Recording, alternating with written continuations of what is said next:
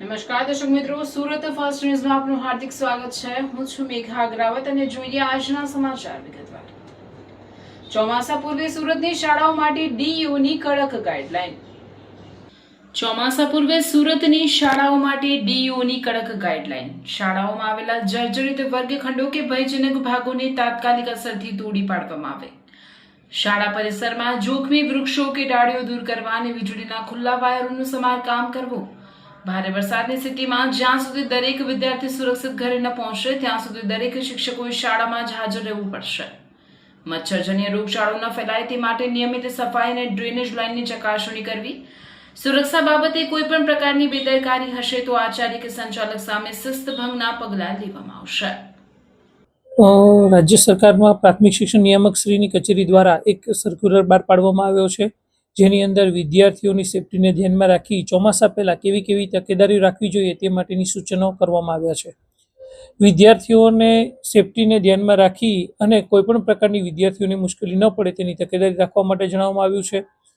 શાળાની અંદર કોઈપણ ભાગ જર્જરિત હોય તો તેનાથી વિદ્યાર્થીઓને દૂર રાખવાનું, તેને કોર્ડન કરવાનું।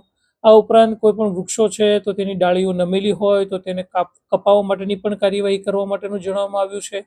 મેદાનની અંદર રહેલા બોર હોય કે વોટર હાર્વેસ્ટિંગની ટાંકી હોય જેનાથી વિદ્યાર્થીઓને તકેદારી રાખવા માટેની સૂચના આપવી, તેને દૂર રાખવા। ઇલેક્ટ્રિકનું વાયરિંગ જે છે જેથી કરીને કોઈપણ શોર્ટ સર્કિટ ન થાય અથવા તો એમસીબી સ્વિચની પણ એ બાબતની ચોકસાઈપૂર્વક ચકાસણી કરી લેવી, જેથી કરીને કોઈપણ વિદ્યાર્થીઓને ઇલેક્ટ્રિક બાબતે પણ કોઈ તકલીફ ન પડે। આ ઉપરાંત વિદ્યાર્થીઓને અતિવૃષ્ટિ બાબતે પ્રાર્થના સભામાં એનાથી અવેર કરવા, જેથી કરીને વિદ્યાર્થીઓને કેવા પ્રકારની તકેદારી રાખવી જોઈએ તેની પણ માહિતી મળી શકે। શાળાના શિક્ષકોને હેડક્વાર્ટર ન છોડવા માટેની પણ સૂચનાઓ આપવામાં આવી છે। વિદ્યાર્થીઓ જો વધુ વરસાદ પડે તેવા સંજોગોમાં આચાર્યશ્રી દ્વારા શાળા કક્ષાએ વિદ્યાર્થીઓને રજા જાહેર કરવા માટેની પણ સત્તા આપવામાં આવી છે। એટલે નાનામાં નાની બાબતોની અવેર કરવા માટેની સૂચનાઓ આપવામાં આવી છે, જેથી કરીને વિદ્યાર્થીઓની સેફટીને ધ્યાનમાં રાખી તમામ પ્રકારના પગલાઓ લઈ શકાય। જી સર, અત્યાર સુધી કોઈ એવી તમારા દ્વારા સર્વે કરવામાં આવ્યું છે કે જે વર્ગખંડ હોય કે શાળાઓ જર્જરિત હોય?